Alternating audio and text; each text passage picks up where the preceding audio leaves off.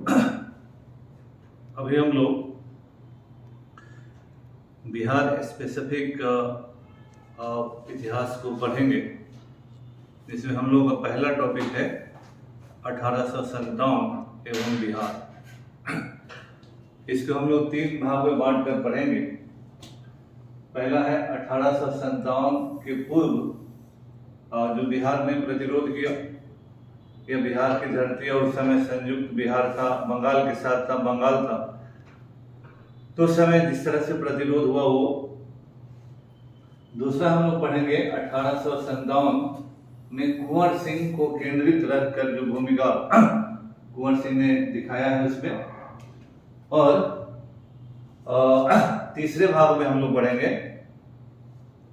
कुंवर सिंह के बाद विशेषकर उनके भाई अमर सिंह, जिनके बारे में थोड़ा कम ही लोग बोलते हैं। उन्होंने किस तरह से कुंवर सिंह के बाद शाहाबाद के क्षेत्र में एक पैरेलल गवर्नमेंट की स्थापना की और उतने उम्दा तरीके से अंग्रेजों का रेसिस्टेंस किया। तो कुंवर सिंह के मुकाबले अमर सिंह थोड़ा सा अनसंग हीरो है, तो इसीलिए हम लोग 3 भाग में करके इसको पढ़ेंगे।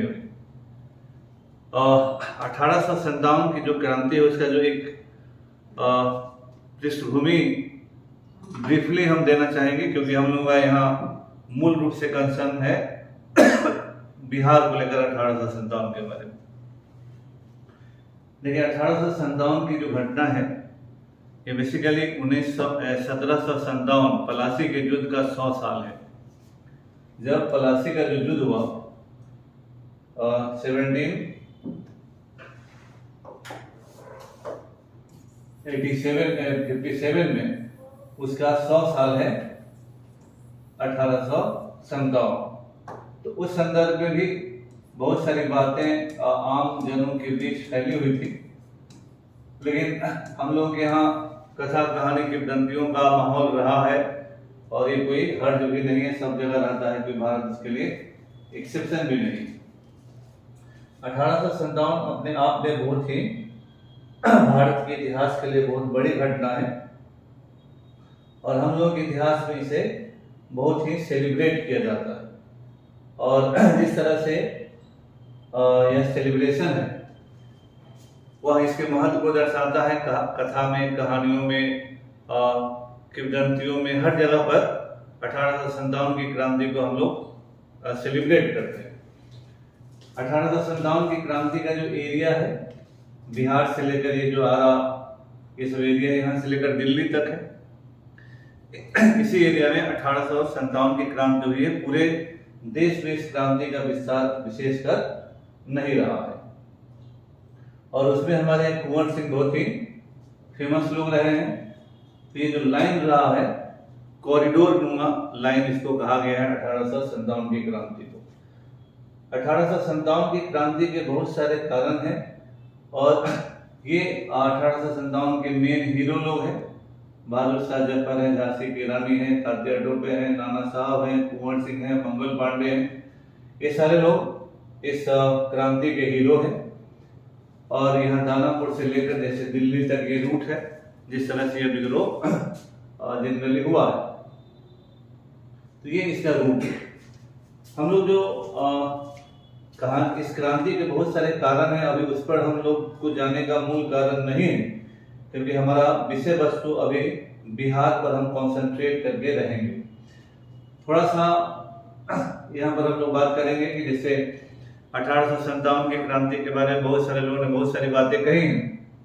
कुछ लोगों ने इसको सिपाही विद्रोह, म्यूटिनी और विद्रोह कहा है। कुछ लोगों ने India first war of independence कहा है, great rebellion, uprising, revolt, insurrection, बहुत सारे शब्दों का इस्तेमाल इसके बारे में हुआ है। सभी शब्दों का अलग अलग अर्थ है। इन जनरल भारत के लोग जो आज जो ज्यादा पॉपुलर है उसमें फर्स्ट वॉर ऑफ इंडिपेंडेंस के रूप में हम इसको लेते हैं। विद्वानों में हालांकि फर्स्ट वॉर ऑफ इंडिपेंडेंस कहने के औचित्य पर बहुत सारे सवाल हैं। सिपाही म्यूटिनी इसको ज्यादा लोग कहते हैं, अंग्रेजों के दृष्टिकोण से उन्होंने सिपाही म्यूटिनी कहा। सिपाही म्यूटिनी कहने का अंग्रेजों का नजरिया, उद्देश्य अलग था, उसका साफ था कि इस विद्रोह को मिनिमम प्रभाव वाला विद्रोह घोषित करें क्योंकि सिपाही जो है मूल जनसंख्या का एक बहुत छोटा सा हिस्सा होता है, और उसे ये साबित करना चाहते थे कि सिपाही विद्रोह जो है भारत के मिनिस्कल पॉपुलेशन का विद्रोह है, यह अंग्रेजों के खिलाफ व्यापक विद्रोह नहीं। भारत के इतिहासकारों ने इसी सिपाही विद्रोह के सिद्धांत को रिजेक्ट किया था, क्योंकि वो भी समझ गए थे कि सिपाही विद्रोह कहने का उद्देश्य क्या है। ये सब कारण है मूलतः। और उस समय जो 1857 के बारे में जो राइटिंग्स हैं, 2-3 तरह के राइटिंग्स हैं, है ना। इस राइटिंग्स में हम लोग मूलतः जो चीज देखेंगे उसका जो मूल आधार है, लेकिन 3 तरह का राइटिंग। कंटेम्पररी हिस्टोरियंस ब्रिटिश अंग्रेज हैं, बहुत सारे ऐसे लोग हैं जिन्होंने इस क्रांति में भाग लिया, जॉन के, मैरिसन, ट्रेवेलियन, लॉरेंस और राइस होम्स हैं। फिर हमारे यहाँ और भी कंटेम्पररी लोग हैं, राइटिंग्स जो जिन लोगों ने किया है, इसमें सर सैयद अहमद खान हैं जिन्होंने essay on the causes of Indian revolt लिखा। जीवनलाल मुंशी है, गदर के दलाल सब किताब लिखा है। और शेख मोइनुद्दीन गदर 1857 है, आपको देखी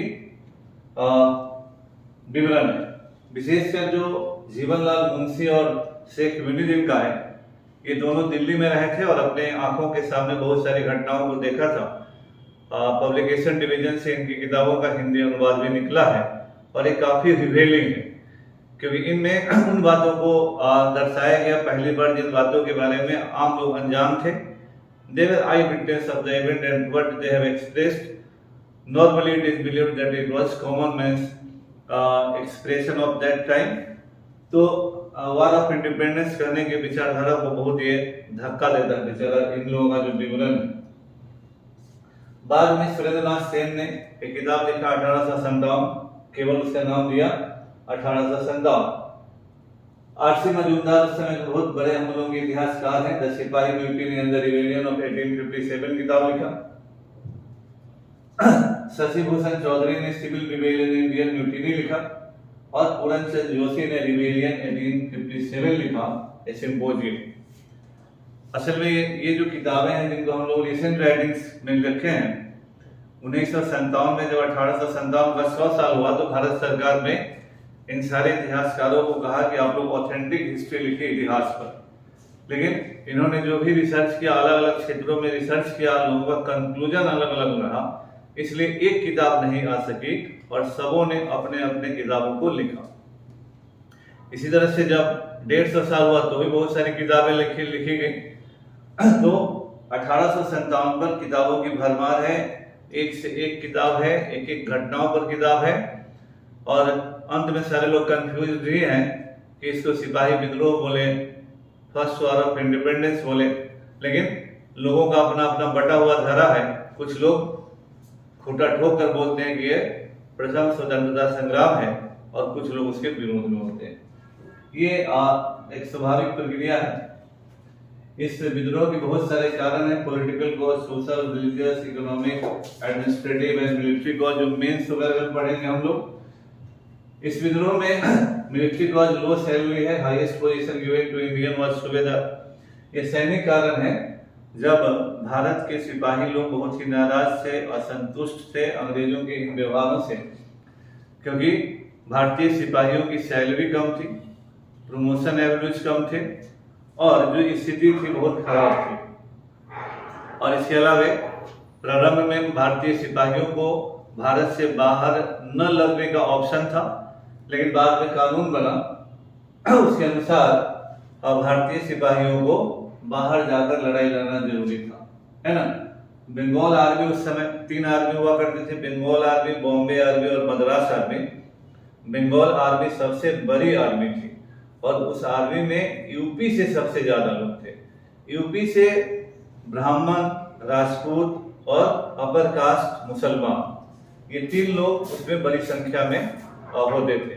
ये भी बात ध्यान देने की, जब आगे चलकर इसका व्याख्या होगा।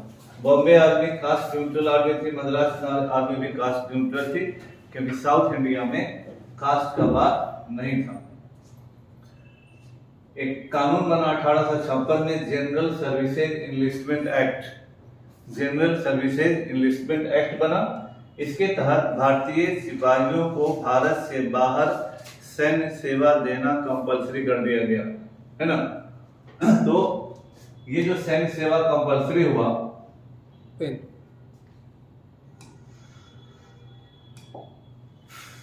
इससे भारतीय सिपाहियों को लगा कि ये उनके लिए उचित काम नहीं है ना। तो ये जो 1856 का कानून है, ये भारतीय सिपाहियों में असंतुष्टि देने का एक बहुत बड़ा कारण था, क्योंकि हम लोग धार्मिक रूप से कहते हैं, लेकिन ये सिस्टम के रूप में बैकवर्डनेस शो करता है, क्योंकि उस जमाने में भारत के लोगों को विश्वास था कि समुद्र का पानी छूने से हम लोग धर्म भ्रष्ट हो जाएंगे, है ना। तो इस कानून के अनुसार आपको समुद्र पार जाना था, और उस समय माहौल में था कि अंग्रेज धर्म भ्रष्ट करवाने पर लगे हुए हैं। जनरल सिपाही का सैलरी 7 रुपया और घुड़सवार सैनिक का सैलरी 27 रुपया। इस घुड़सवार सैनिक को इसी पैसे में सब कुछ, अपना यूनिफॉर्म, भोजन, रख रखाव और घोड़े का भी रख रखाव सभी करना था। जनरली 1 से 2 रुपया बचता था किसी भी सैनिक को, और उस जमाने में सैनिक को भी पीजेंट इन यूनिफॉर्म, पोशाक में किसान ही कहा जाता था। और सोशल कॉजेज में अंग्रेजों ने बहुत सारे सामाजिक धार्मिक सुधार कार्य किए थे, जिसको भारत के लोगों ने यह माना कि हमारे सामाजिक और धार्मिक जीवन में अंग्रेज हस्तक्षेप कर रहे हैं और भारत के हिंदू और मुसलमानों को ईसाई बनाने के रास्ते पर ले जा रहे हैं। उसमें सती एबॉलिश हुआ, 1829 में विडो मैरिज एक्ट आया 1856 में, और भी बहुत सारा चीज हुआ। और इन सब चीजों को, विशेषकर एंटी सती एक्ट और विडो मैरिज एक्ट, इन सबों को भारत के लोगों ने अपने सामाजिक धार्मिक जीवन में हस्तक्षेप माना। आर्थिक कॉजेज में टैक्सेशन बहुत ज्यादा था, लैंड रेवेन्यू 50% प्लस था, भारत की इंडस्ट्री का विनाश हो गया था, किसानों की दुर्गति थी, और क्राफ्ट्स और आर्टिजन्स जो कारीगर लोग थे, अंग्रेजों के इंडस्ट्रियलाइजेशन में भारत के कारीगरों, उत्पादकों का जीवन नष्ट कर दिया था। तो इंग्लैंड में इंडस्ट्रियलाइजेशन हुआ, तो भारत में डी इंडस्ट्रियलाइजेशन हुआ। इंग्लैंड में उद्योगों का निर्माण हुआ, औद्योगिकरण हुआ, संसार का पहला औद्योगिकरण हुआ, तो भारत के उद्योगों का विनाश हुआ, है ना। नौकरी गई भारत में, लोगों को नौकरी मिली इंग्लैंड में, लोग बेरोजगार हुए, भारत में रोजगार मिला इंग्लैंड में। तो जो भी उस समय हुआ वो भारत के विरोध में गया। पॉलिटिकल कॉज में इस समय सब्सिडी अलायंस से जो हुआ था लॉर्ड डलहौजी का डॉक्ट्राइन ऑफ लैप्स, हड़प नीति, है ना, जिसके द्वारा उसने बहुत सारे राज्यों को, सतारा, संबलपुर, जैतपुर, उदयपुर, नागपुर और झांसी, ऐसे राज्यों को अपने राज्य में मिला लिया था, है ना। यहाँ यही नियम था कि जिन राज्यों के राजा को कोई पुत्र नहीं है, उन राजाओं को गोद लेने का अधिकार नहीं होगा, और अगर गोद लेने का होगा भी तो they will apply to the council of the governor general, when there will be approval only then they will have the right to adopt. तो झांसी की रानी को भी एडॉप्शन का अधिकार नहीं मिला, जिसके कारण झांसी पर भी अंग्रेजों ने अधिकार किया। तो अंतिम थे, ऐसे में इन राज्यों पर भी अंग्रेजों ने अधिकार कर लिया था। एक तरह से अंग्रेजों का उद्देश्य था कि इसके द्वारा अंग्रेजों के प्रत्यक्ष नियंत्रण वाले क्षेत्र को बढ़ाया जाए, ताकि जो मतलब एक तरह से अगर कहा जाए तो जो भी राजे महाराजे इस तरह के थे वो बेकार का एक्सपेंडिचर करवा रहे थे। अंग्रेजों को लगा कि ये लोग निखट्टू लोग हैं, बेकार लोग हैं, तो इनको रखने से कोई फायदा नहीं है।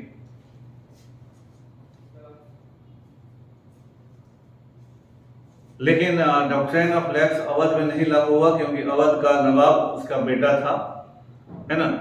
तो अवध के नवाब, जिस पर कि 1801 के बाद से ही अंग्रेजों ने सब्सिडरी अलायंस इम्पोज कर दिया था, लेकिन हास्यास्पद तरीके से अवध पर आरोप लगा कि अवध में कुशासन है, देयर इज ए मिसरूल इन अवध। अवध का जो नवाब था वो वजीर अली शाह, उसका बेटा था बिरजिस कादिर, पत्नी थी बेगम हजरत महल। तो अंग्रेजों ने कुशासन के नाम पर अवध को हड़प लिया। इसका सबसे खराब मैसेज लोगों में गया कई तरह से कि अंग्रेजों के साथ कोई भी अगर समझौता होता है तो उसका कोई कीमत नहीं है और अंग्रेज अपने किए गए समझौते से पलट सकते हैं। तो अंग्रेज के साथ और भारत के रजवाड़ों के साथ एक डिसबिलीफ, एक लैक ऑफ ट्रस्ट डेवलप हुआ है, मिसट्रस्ट डेवलप हुआ है। यहाँ से अवध के एनेक्सेशन के बाद 50,000 से अधिक सैनिक बेरोजगार हुए। इससे पहले ही लगभग 21,000 तालुकदारों को उनके जमींदारी से बेदखल कर दिया गया था। इसीलिए हालांकि जब विद्रोह होगा तो लखनऊ या अवध में सर्वाधिक मजबूत विद्रोह होगा और अंग्रेज सबसे अंत में लखनऊ पर कब्जा करेंगे, क्योंकि रिसेंटली उंडेड ये रजवाड़ा था।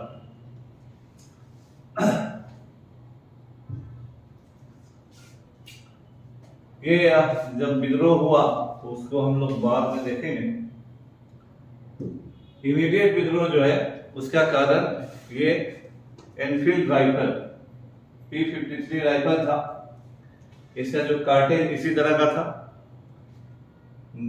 बंदूक इस तरह का था, कार्टेज को दांत से खोलना था, फिर ग्रीजिंग करना था और फिर साफ करके गोली, जो पहले के जमाने में लोग बंदूक चलाते थे ऐसे।